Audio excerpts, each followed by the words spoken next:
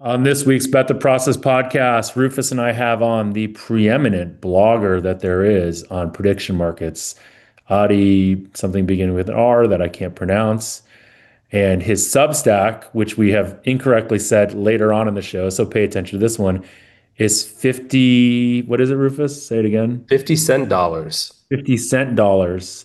Is that the number 50? That is the number 50 spelled out, though. Oh, so FIFTY IFTY. cent dollars. So, like, with that, let's start the process. Welcome to another episode of Bet the Process podcast. It's the post Bet Bash episode of the Bet the Process podcast. Rufus, it was funny to see you like holding court. I feel like that is your world. You love that world where maybe like Sloan is my world. I feel like I saw you in your element. There was like a side of Rufus. There's actually in Despicable Me 4, there's this line where that my kids say over and over again. They go, "It's a side of Carl you don't want to see." Well, this was a side of Rufus that I did want to see because you were just Ah, you're a whole like Rufus in his element, you well, know? it's just I know a lot. Like I have built a lot of relationships over the years in this industry, and I mean, I know plenty of people at Sloan too, but not like you. Yeah, I mean it's similar, like you said. It's relationship driven. Our golf event is coming up, Rufus. It is. You're sadly we have to figure out what format we're going to do. We can probably discuss this because you only have right now you have four people. There's the two people that are sort of neutral. I have a fair amount more. Well, I'm sorry. I'm sorry. You're playing basically a home game, though. I gotta say, like you Well, have I think you we just do have to live in figure that out area. I think we have to figure out a structure that works given the fact that like maybe we should just do a draft of the day of or something and Okay. like let's just figure out a way to do it fair and make sure everyone has a good time. But we have like I think somewhere around 5 plus 7, like 12-ish, 13-ish listeners coming. So that's fun. Wow. Yeah. More than seven. This is Yeah. And again, like if anyone's listening to this and wants to come specifically even just for the day on Sunday, there's room. But Saturday, Sunday would be the best. Just DM Rufus and I and we'll sort you out. It's for the Justin Thomas Foundation. If you want to see any information, go to our Twitter. We have it all up we'll there. we'll, we'll tweet out about it again Yeah, we'll tweet out again because there's a with the few more links days to left. sign But up. it's shaping up to be a really good event.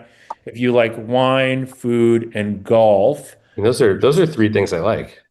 Yeah, and we even have a PGA Tour player, Davis Chatfield, who's becoming and playing, and I'm kind of excited to see him stripe the ball on the range and whatnot. But there's a dinner at Ad Hoc. It's gonna be a good event, and there's like, I thought like there's one of the silent auction items. Rufus is a tasting at Promontory for four, and also a Magnum of the mascot, which is like Harlan's wine. So it's good. Ah, you And we're know, actually gonna I, the I thing know about I think we're Promontory. I gonna did give a away tasting this like there. bet the process trip to Vegas with Rufus and Jeff at an undisclosed time that works for both of us. But they get to play win with us, get to go to Delilah with us, get to play craps with me, maybe make a sports bet with you, maybe learn a little blackjack with me, get a night at a room at the Win, just good stuff.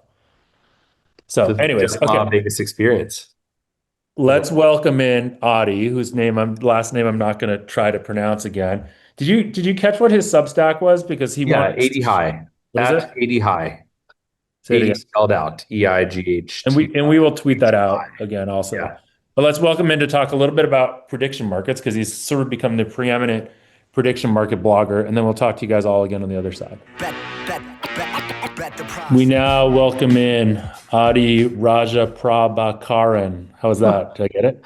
I'm terrible. It's Terrible. Roger Prabhakaran, Oh, okay. but I don't blame you. It's exactly how it's spelled, Yeah. phonetic. Rufus challenged me to be able to do it, and clearly I failed. So, but I like that you told me I was terrible, which is I thought at least you'd kind of like make me feel better about myself. But I like to call things out as they are, so that's good. Uh, Adi, thanks for joining us. Obviously, you were brought to our attention recently with some writing that you did on your Substack. One of the friends of the podcast, Kanzi, reached out to us and reached out to Rufus and said you guys should get him on. Mhm. So tell us a little bit about yourself, your background, and how you got to be writing about prediction markets, and then we can jump a little bit into sort of the issues at hand right now. Yeah, well, I got into prediction markets back in 2020. Uh, I read about it in a book called The Signal and the Noise by Nate Silver, and he talked about how prediction markets are better forecasters than pundits because, you put your money where your mouth is and wisdom of the crowds. So I thought that was really interesting. And I remember in the summer of 2020, it's peak COVID, it's George Floyd, it's, countries on fire. And I'm thinking like, okay, like what's going to happen with the election later this year? And I go on Predict It, which was kind of like the main place to bet on elections or politics back then. And I looked and I saw the odds were 50-50, Biden versus Trump. And I just thought like, that just seems so weird and wrong. Like I really thought Biden had a bigger chance than 50%. And so, prior to this, I've never bet on anything in my life. I've never bet on sports. I've never downloaded one of those apps. I've never like had any like appetite for risk taking because I was an economist and I've seen all the papers about how like 99% of people like lose a lot of money. And so I thought I'm just going to be one of those 99, right? But I started digging into the what was going on Predict It, and like a couple things. One, it's like totally PvP, so there isn't like some smart house like setting the line and making the price good.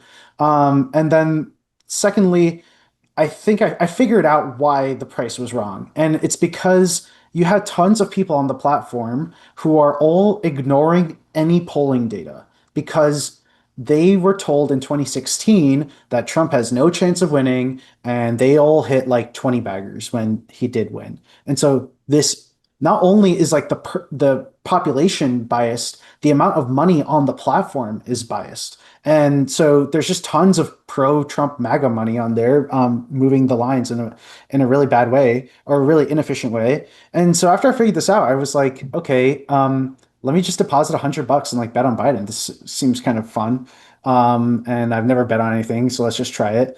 And that's how it starts, right? It might be a familiar story, where then I started seeing, oh, you can bet on like, will Trump win Michigan? You can bet on how many points will he win Michigan by, or Biden, or whatever, each side. And all of these derivatives were all mispriced in the same way because the main market was mispriced. And so it went from $100 to me depositing all those 2020 stimmy checks, and just punting tons on Biden. And of course, it worked out. And in the process, I learned a lot about like how exchange style betting works, like how, predicting the future is one thing, but like actually you make a lot of money by understanding market dynamics and like volatility and all these things. So it just like snowballed from there. And 6 months after I deposited on Predict It for the first time, was January 6th. And on January 6th, long story short, I did extremely well. I made more money than I'd ever seen in my life at that point, and decided like, okay, this is the sign. I think I can just go professional. And I did. So I left my job. I used to be an economist, left my job and just went in on Predict It full time. So that was kind of how it all started. Then one thing led to the next. I signed up for Kalshi the day they launched. And a couple months later, Luana emailed me. Luana, a co-founder of Kalshi, emailed me like, hey, like, we just want to talk to you as a user research thing, basically. And at the end of that conversation, she said, you might be a good fit for a role here at Kalshi. And one thing led to the next. And I was hired as a trader for Kalshi Trading, which is the company's internal trading team, technically a separate company from the exchange. And so I was the second trader there, and that team has grown a lot since then. But for about 3 years there, I was working at Kalshi mostly as a trader, and just have been market making on every kind of prediction market you can think of. And so I think like I've been through the ringer, having to think about like such a wide variety of topics. It's kind of crazy, from like CPI to like Oscars to, you name it, the weather in Denver. So that's just my background. What do you Interesting. think makes you a good like trader broadly? Like what is the skill set that like it's clearly hmm I would love to like compare to a sports bettor, but obviously since you're not a sports bettor, it's a hard comparison. So like what do you think makes you good at trading markets, especially markets that it sounds like you don't even really know a ton about before you start trading? Oh yeah. Um, I think like in traditional prediction markets, like before this whole sports revolution, the key thing is like intellectual curiosity. You have to be like really love the process of like digging into a thing you've never thought about before and learning all about it and doing it very quickly because you're racing against like the 10 other guys who are professional prediction market traders to like understand this problem more deeply and broadly than anyone else at that time so you get an edge, right? So like an example of this was I remember when that post Biden era where there's tons of okay, now the dynamic had flipped. Now there's tons of like Biden bros, as we call them, tons of money, of Democratic money, of people who would just bet on whatever they want to happen on the liberal side because they made a bunch of money betting on Biden. And there was a lot of markets that started to come up that were very soft because no one had ever thought about this. A great example is like Senate whip count markets. So how many senators will vote to approve this certain cabinet member, right? In the beginning, it was just complete, it was chaos. Like no one really knew all the senators, no one knew how to price it. It was just vibes. And then also like while the vote is happening, where everyone's watching it on C-SPAN and the votes are coming in, the markets would like gyrate like crazy. It was like tons of fun. So what made me a good Senate trader was that I was willing to do the work and I found it fun and even exhilarating to like one some of this stuff is so basic especially as sports bettors like the it's so sophisticated but like the fact that I had a spreadsheet with all 100 senators in it and that I memorized all the senators and I memorized what state they're from, what their party is, who donates to them, what their special interests are, like what committees they're on, and like what senators do they tend to be correlated with, right? Like learning more, learning about this stuff, like give me a huge edge in predicting how many votes something would get.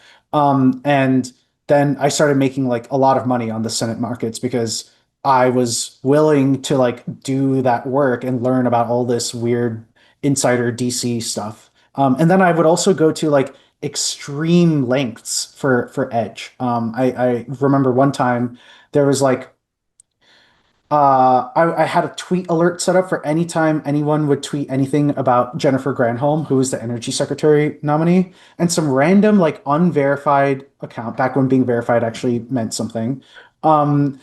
A random unverified account with like 50, 60 followers tweeted something to the effect of like, we have learned that Granholm will be confirmed by this time. And the way that the Granholm Senate count market was priced was like, it was priced as if it was going to not happen in time for the market. There was like a deadline for the market. And if the vote didn't happen, it would resolve to zero. And so I was like, this is interesting. Like this random account, what is this? And so then I saw that thread and I pulled on it and I looked, okay, of the 60 followers, who's following it? And I noticed, oh, like all of these like energy reporters at like Bloomberg and like Wall Street Journal are following this account. Maybe it is real. And then I like went to the website and it's just like this terrible like WordPress BS. But then like I went and found the phone number of the guy who is running this organization and it turns out this is like basically an energy consulting or lobbying firm in DC, found his phone number and called him. And he's like, "Who's this?" He picks up. He's like, "Who's this?" I'm like, "Hey, I'm just a random guy. I'm like, actually, I'm betting on this on Predicted. Can I ask you some questions?" And he was like, "Oh yeah, like that's funny. One of my friends uses Predicted. Like, sure. What are you interested in?" And I just asked him like, "Okay, how do you know about this Granholm thing? Right? Like, what's the source? Like, what? How do I know I can bet on this?" And he told me, "Yeah, I have like two sources in Chuck Schumer's office, and they both independently told me that Chuck Schumer is going to then submit the nominee and like start the voting process." And so I went through all of that BS to like find the edge and confirm it. And then, man, I bet so much on her getting confirmed because no one else had that info, right? So that's the kind of thing. Like, are you willing to just like dive really, really, really deep into something that most people just don't care about? A lot of people care about sports, and a lot of people pay attention to basketball, and they know everything about every stat about every player. And so that's why it's hard to make money betting on basketball. But it's not that hard if you're willing to bet something that no one's ever thought of. So the fact that, first off, super fascinating, but I feel like the fact Yeah. that it's predicted is interesting to me because I mean, I think my first experience with predicted was the it was I don't know, it was a presidential election. I think it was 2016 presidential election. And you had like in trade before that, but Yeah. there's a cap on the number of contracts you can trade, which means it's effectively not like a true market in the sense that like people can't Mhm. put up that much money. I wonder how much that drove inefficiencies there, and did that, Mhm. I mean, constrain you? I mean, you can't go that big on any one position. Yeah, it's a good, I think for sure it caused some inefficiency. Like if there was the ability to make $1 million by making this one market more efficient, like someone would have done it. And it's kind of funny. And back in 2020, I think there's probably less than 20 people or 30 people in the world who could make a living off of prediction markets, right? And when I say make a living, I'm like, I think maybe the best guy. I won't name names, but I remember like a top prediction market trader was telling me like, he made like 200K and in a year. And so like that's like a good week for some of you guys, it's crazy. Um, and so the liquidity and the position limits were like definitely a problem. But if you were willing to grind it out for like that kind of level of money, then you were able to like pretty easily have like a very high win rate and a very high like Sharpe ratio. But then the other thing was like Predicted also, they were kind of slick about it. They knew, okay, $850 position limit, but they would come up with ways to let you get down a lot more. So for example, like not only was there the general election market, there's the popular vote. Okay, there's separate things. But then there's like a market on like by how many points will Biden win the electoral college. And the way the market would be structured is not like an over under. It would be buckets, like brackets. So you have to pick the exact, if it's going to be between 220 and 230 or 231 and 240, right? And so then the price of all of those will then go low. It's like, 10 cents at the modal. Like the modal bracket would be just 10 cents. So now you can max out, you can bet 850 at a 10-cent price. So you can buy 8,500 contracts. And now, you just paid, a couple months of rent if that hits. And so that's kind of Predicted like new, CFTC gave them a no action letter and told them, hey, you have to stay small, only this position limit, only this many traders. And then they stopped watching. They weren't looking, and Predicted took advantage of it by listing all these derivatives, structuring it in a way where you can really get a lot more exposure, and then like listing a lot of like essentially duplicate markets. And so you were able to get down enough, right? Enough to make a living, I think. And then there's also, I got to be honest, like their KYC around like letting you make new accounts and do all that stuff was just a joke. Like I had like 5 or 6 Predicted accounts, all under like my friend's name, my mom's name, etc. So when you were trading, how much of this was you snap it like taking versus making markets, and how much was Mhm. like you saying, okay, I think I have a good price for this. I'm gonna seed both sides of this versus just Mhm. like this market is incredibly inefficient. I'm gonna take this offer here. It's like was mostly taking. The one like they didn't have an API, so you couldn't like efficiently do a lot of market making. You're just doing it by hand. But there would be spots where I would like quote unquote market make, and the common through line there was always like, I expect some shit to go down. I don't know what, but some shit is gonna go down that's gonna cause people to panic. And this was a huge thing on in prediction markets that really isn't a thing in sports because like sports is it's relatively predictable. And so when people panic, they're just dumping their shares. Like adverse selection is such, or not adverse selection, sorry. What's that behavioral econ word for like loss aversion? Loss aversion, right? They're just like, oh my God, this is happening. Like, let me just dump all my shares. I'll just throw it, I'll market order into whatever is in the order book. And so I made a lot of money by anticipating that, not even knowing like what is going to happen, right? In the politics, just knowing that people are going to dump shares at a really bad price and being ready for that. And like that's when I would make markets. And in particular, these like Senate and House vote markets were very volatile. And like that was actually a very profitable strategy. So yeah, I basically picked my spots, but it's like mostly taking. Yeah. It's interesting. I mean, you essentially were a professional bettor on just a bunch of political and other type of Yeah, events. I mean, I could never have imagined like, you asked me in the beginning of 2020 what my life is going to look like. Like, again, I'd never bet on anything in my life. And then I started, and then within 6 months, I went pro. And it's just crazy. Yeah. Okay, so can we obviously right now Yeah. the CFTC call sheet prediction Yeah. markets are sort of in the news a lot. I Hmm. read both of you had a great two post series, I guess, on the regulatory history of prediction markets. Um, and obviously we had well, I guess it was 2 days ago, when Yeah. she self-certified point spreads and totals, I believe it was. You tweeted out that the CFTC had 24 hours to essentially Hmm. object to this. They did not. So now this is live.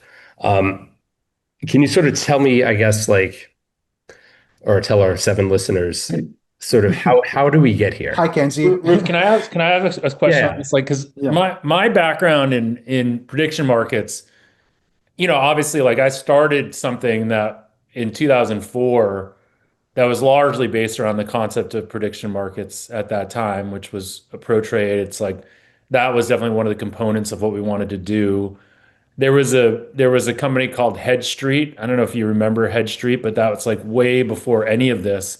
And their whole idea there was just this concept of like hedging away risk, anything that had risk, like their biggest thing was the price of gas or something like that in your neighborhood. And those were things you could buy.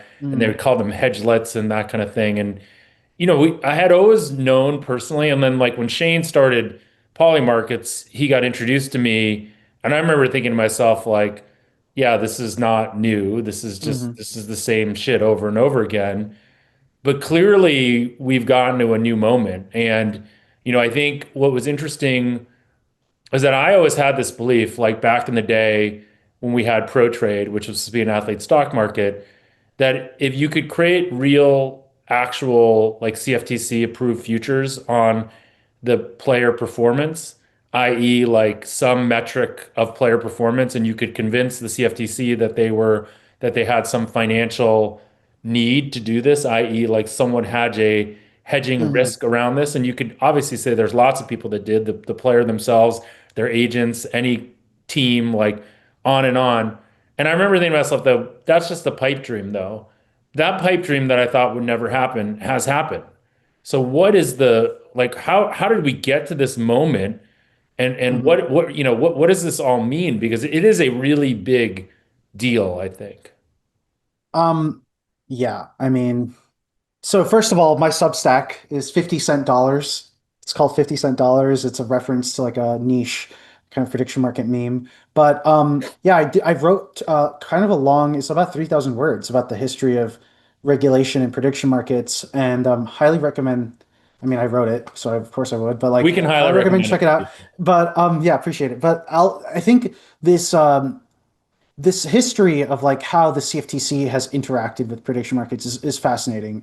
You have this stuff before, like in the kind of like the pre-modern era, where you have like Intrade, Hedge Street, these guys trying to make this happen, but getting you either getting kind of like ignored by the CFTC until they got too big, and then getting shut down, or in the case of Nadex, which is the North American Derivatives Exchange, they tried to do what Kalshi did. They in 2010 they filed like contract product certifications for election markets, and yes, when you do file a new product certification, you do actually have to write out like why is this economically useful? Who would benefit from the hedging utility, but also what they call what is referred to as like price basing utility, which is the price of the market itself a useful economic product?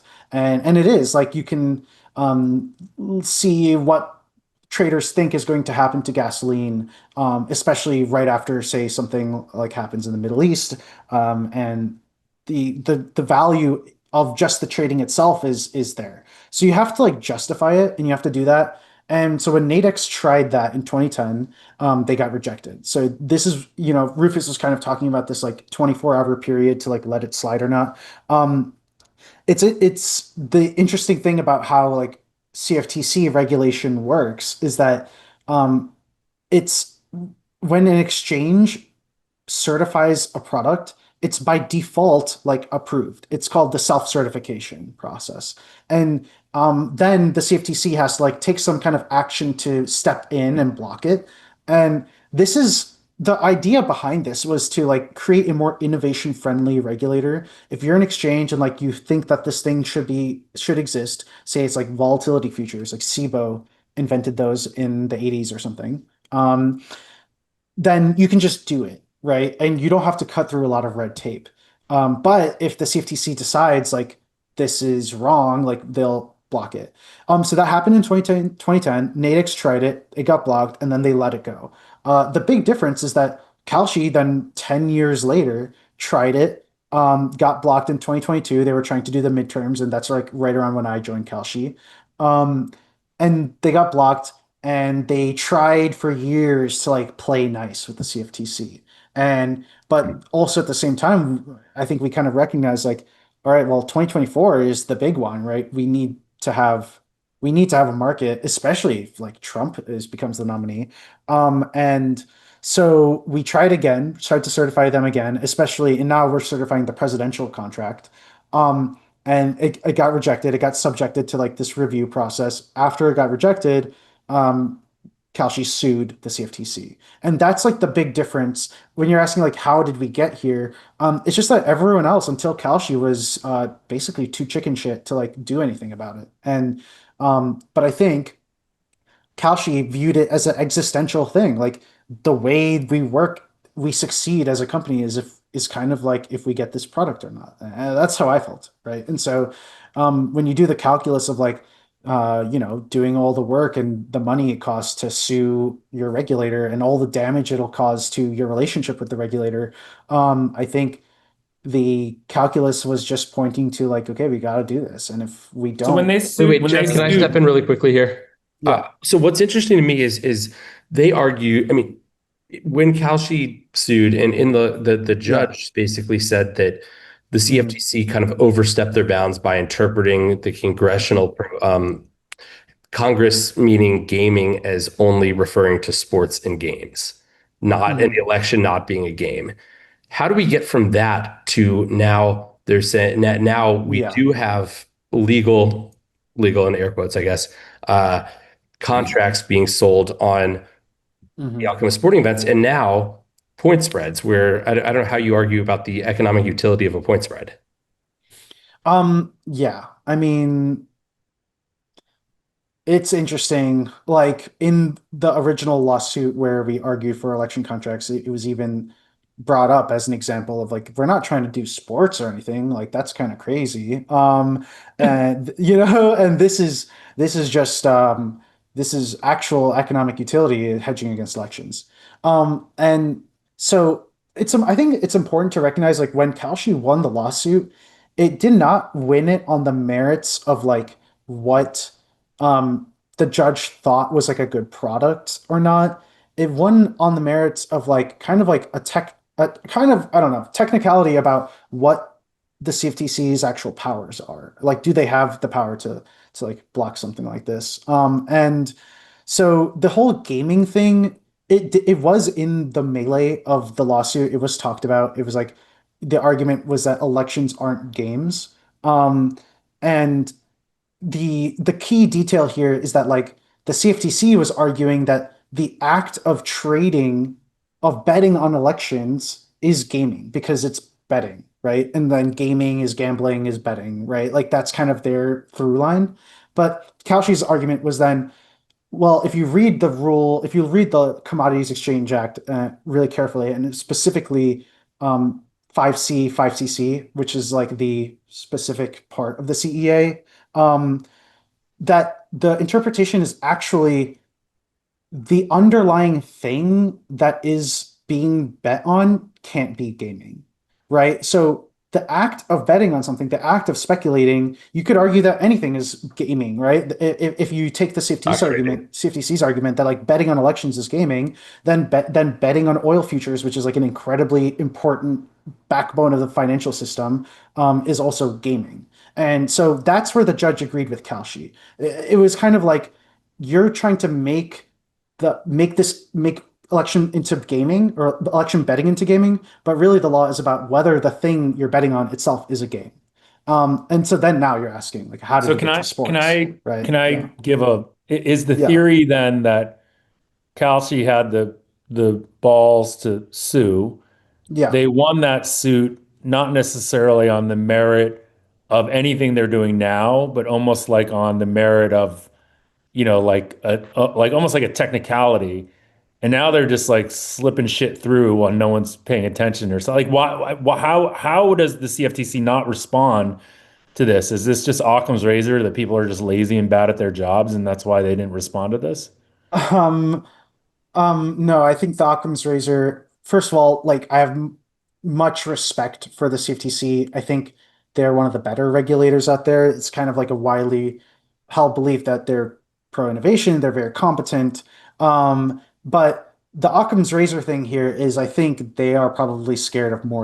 more legal action. The way they lost the lawsuit in last fall for elections was pretty damaging. One, it took a ton of time and resources, and two, like their arguments were not very strong, and they kind of just like got blown out. Like it was, if you read the judge's decision on this, it's like not even close, right? It was kind of Who's the they judge? Is lost the judge badly. like what level is the judge at? Judge Cobb is a district level judge, and also notably a Biden appointee. So not, if people try to make this like a left versus right thing, it's not. It's truly just like an administrative law thing.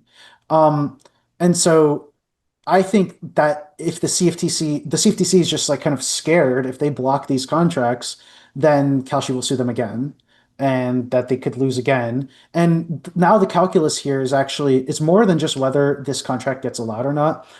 If they lose another lawsuit like this, they could actually, and this is very under discussed in my opinion, they could actually lose the lawsuit in a manner that would almost eviscerate them of any rulemaking ability at all. So if Kalshi sues or maybe Crypto.com, actually they were the ones who listed sports contracts first.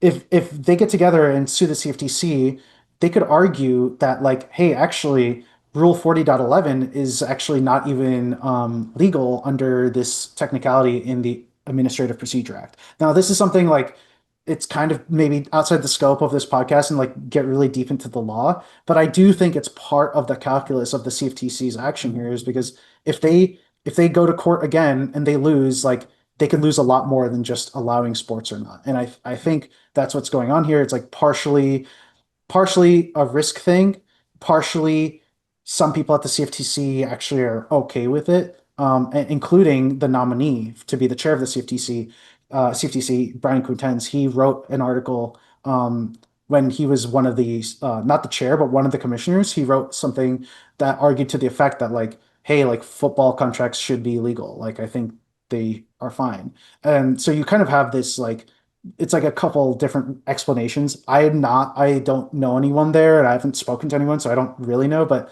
this is just my analysis of the situation.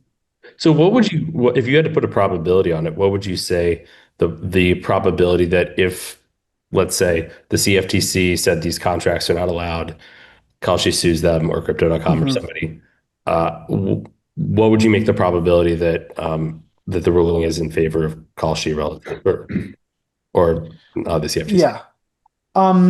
I think with elections, I was actually pretty bullish. I thought it was like likely 75% maybe.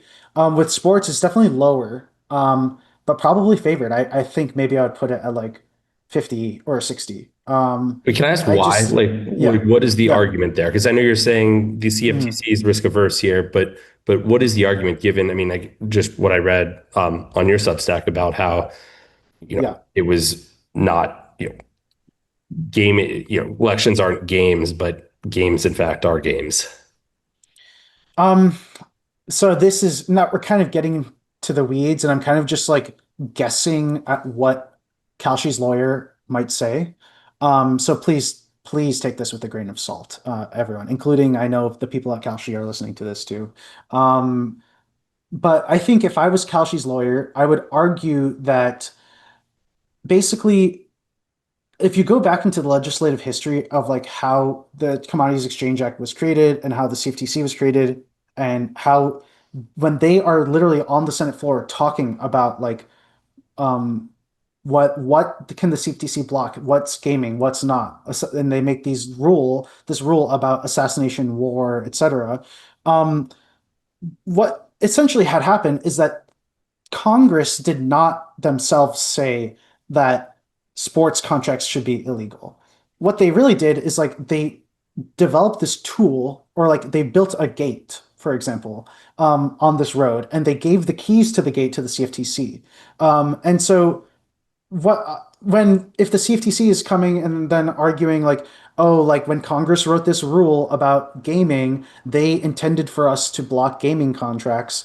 The counter argument is basically if Congress didn't want sports contracts, they could have just passed a law banning sports contracts. And by the way, that in my opinion is the most likely way that this all goes away. Is like if AOC is president in 2028 and there's like a Dem trifecta, they have the House, the Senate, and for whatever reason they care about this enough, Congress can pass a law to the effect of anything, right? That's like the golden key to blocking all of this.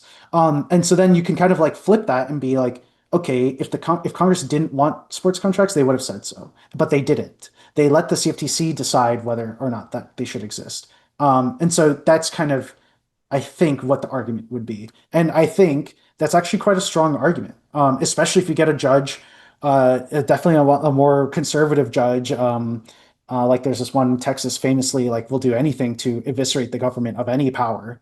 Um, they will be very, very sympathetic to that argument, I think. So what does this mean for sports betting in the states where it's legal? Does this, I mean, obviously this is a Hmm. different thing because it's an exchange, but does Yeah. this undermine, yeah. What is it? No, please No, I go was going ahead. to say, does it, I mean, 'cause I That's how think I'm Rufus just, asks questions. They ruminate a little bit and then he just stops. No, Am I allowed to so make no. fun of you there, so, Rufus, without being called mean? That was kind of funny, you have to admit. okay. I'm just I'm trying to put this together in my head too. So I was, if Adi had Yeah. figured out my question before I'd figured it out, I was very happy to answer. But I mean, the fact that you right now sports betting is not, it's legal state by state, not federally, but the federal Mhm. law would supersede state law. Um, Yes. I mean, you're seeing it with, I mean, you've seen a lot of, well, I don't Can want to I get can I can I try to ask this question that you're asking, sure, Rufus? Josh, sure. Okay. So assuming that this becomes somewhat like there's proliferation of this, meaning, you're able to do this in many states legally. All the And states. what's that? You could do what, It's well, already Sure, you can do federally. this. Sure, because it's federal, not state. Yeah. Yeah. sure, you can do this in all this, specifically states, well, California and Texas are yeah, the prize. Yeah. yes. What is DraftKings? So let's just assume we can't predict the future, but let's just assume that it does have some impact on those, right? It has to have some impact, right? What is DraftKings and FanDuel's move, and Hmm. how do you see all that playing out, I guess? Well, okay, just a clarifying question. Are you asking about like what is going to happen with these lawsuits between the states and Kalshi, or are you asking what are DraftKings and FanDuel going to do about it? I think you meant the latter. I I I Okay. don't know. think that I Because you think didn't that ask my what question. I think that what my question is really what would they would do, like, because I think we would Okay, I assume. got you. I got you. I Yeah, got go you. ahead. I'll tell you what they're going to do, and I'm not even predicting the future. This is fresh news as of like 30 minutes ago. FanDuel just announced a huge partnership with the CME Group. CME is I know you're on Google right now. I can see you, but like CME is like is the behemoth, the giant in the room when it comes to futures exchanges. They're a publicly traded company. They're worth like a $90 billion or something last time I checked. And they dominate the industry in specific verticals such as like agricultural futures, oil futures, interest rate futures. And they're just a massive, massive deal. So the fact that CME and FanDuel are partnering, I haven't the headline just hit my inbox while we were talking, so I haven't like clicked on it. Um, but I'm looking at the message from the guy who sent it to me, and my interpretation of this is that like I think, and I could be wrong, just grain of salt, and we'll find out, later. But I think what this is that this is kind of a response to the Robinhood and Kalshi partnership. So I think CME will try to be the Kalshi, and FanDuel will try to be the Robinhood. And the Robinhood Kalshi partnership has been extremely successful, like very, very lucrative for both parties. And in particular, Robinhood, like they barely did any work. Like it was very straightforward for them to just integrate to put Kalshi's markets on their platform because it's a federally regulated futures exchanges. They've integrated with other futures exchanges before. It's the same law, right? It's the same structure. So when Robinhood integrated it, they turned it on and they basically turned on a money printer. Like it's just the amount of fees they're able to collect from their user base, just betting on sports is a lot. They're doing quite well. So I think if I'm DraftKings or FanDuel, like if this news didn't drop, I would have said, I would try to be Robinhood. I think trying to be Kalshi is difficult. Competing with a futures exchange that is already in the lead. Historically, if you look at the history of futures exchange competition, it tends to be pretty winner takes all, pretty concentrated.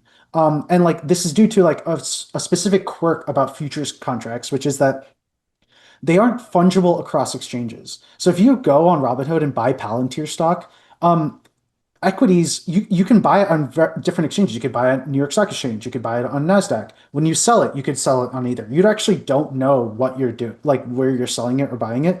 And brokerages have an obligation, and this is called like national NBBA or national best bid and offer. They have an obligation to go to all the equities exchanges, find the best price for your Palantir, and then give you that price, right?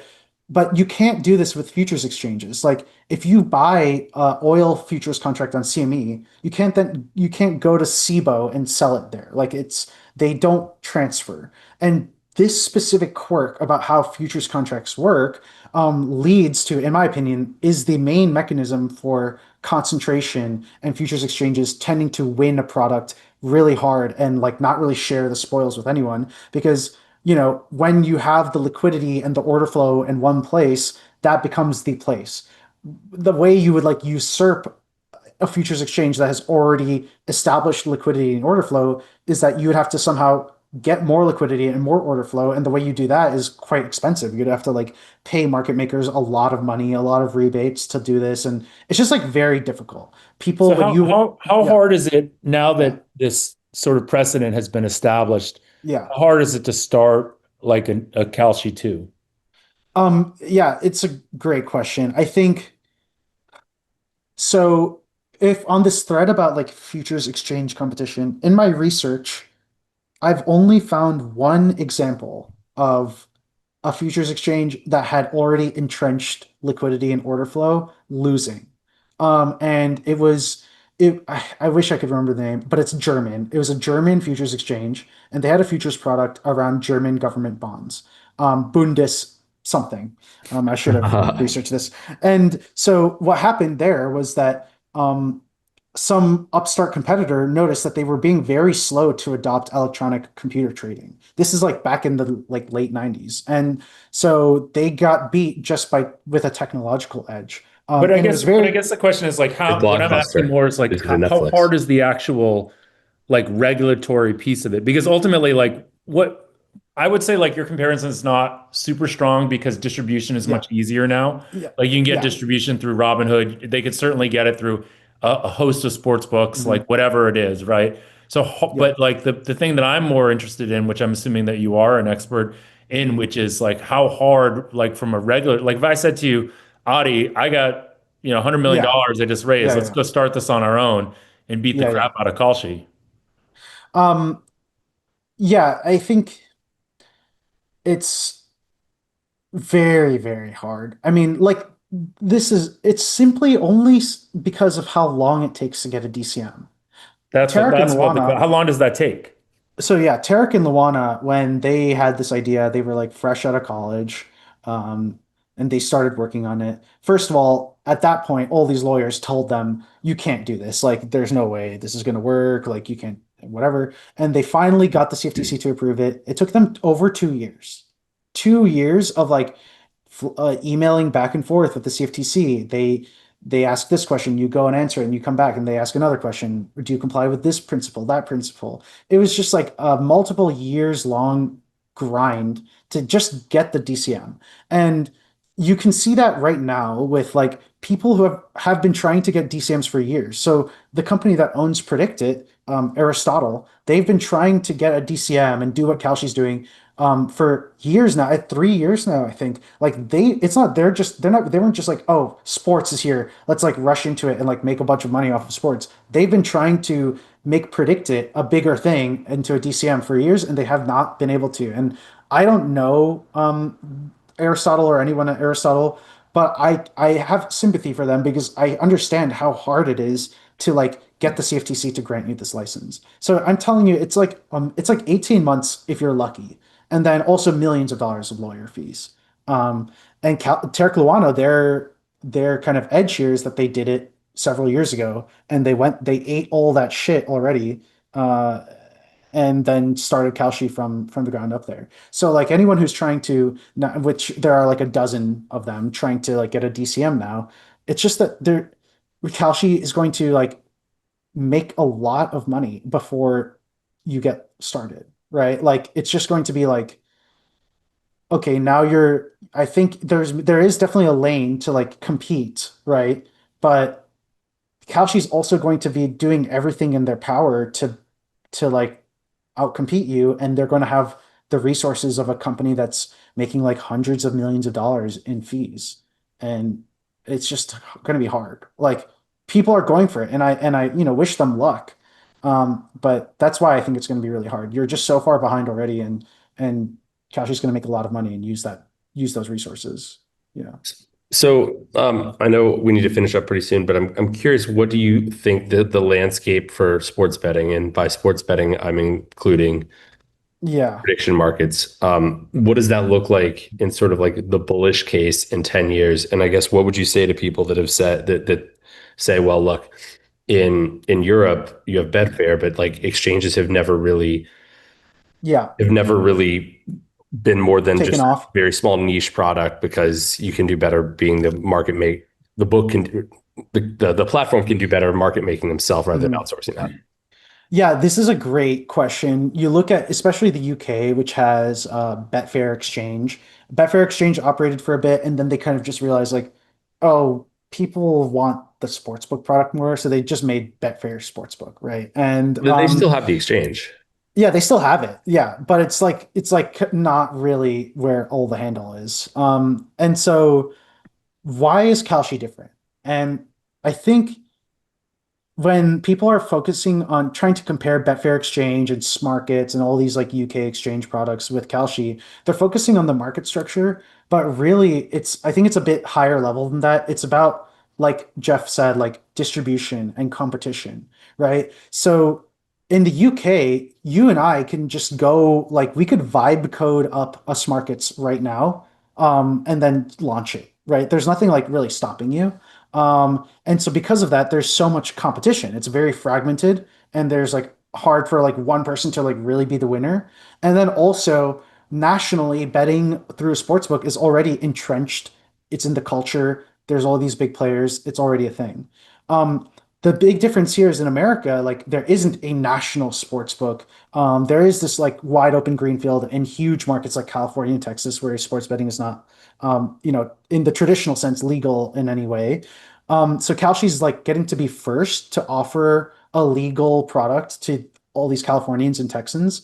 And then on top of that, there's this regulatory moat where it's hard to like catch up to Kalshi. So when it's the only game in town, like yeah, maybe the UK is like empirical evidence that people prefer the sportsbook model over the exchange model, it doesn't even matter because there is no sportsbook model to like compete with in California and Texas. So Kalshi's going to be the only game in town, at least for the next several months. I don't know what like Railbird is up to. Polymarket might launch, and everyone's coming for this pie. It's because it's massive. But like that's why I think I would be very bullish on Kalshi here. And really distinguish it from like what's happening in the UK. Yeah. Awesome. Adi, thanks for your time. This is Yeah. super informative, and it's like really a great. I love the conversation, so I Yeah. appreciate it, and thanks for joining us. Yeah. Thanks for having me. Anytime. That was our interview with Adi. I thought it was really interesting. That was great. I do again like there's a guy that we should have on who is an OG prediction market guy. He started Hedge Street. He lives like in my town. He's going He's to be South like an old man yelling at the clouds, huh? Africa.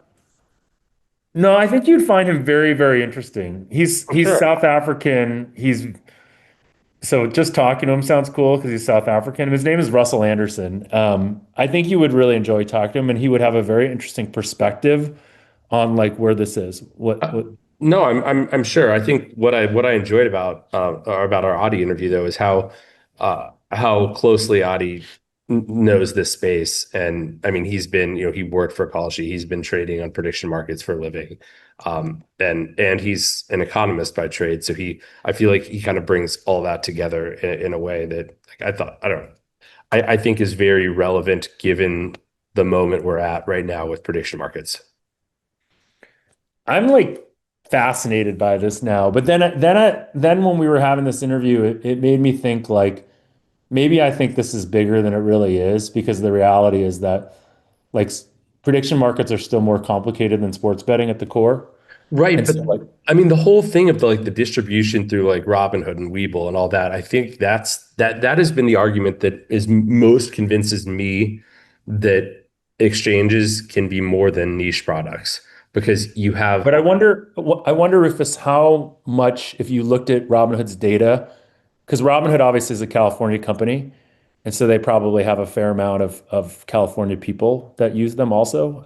But I wonder how much of their successes on the Kalshi product were in states that aren't legal yet.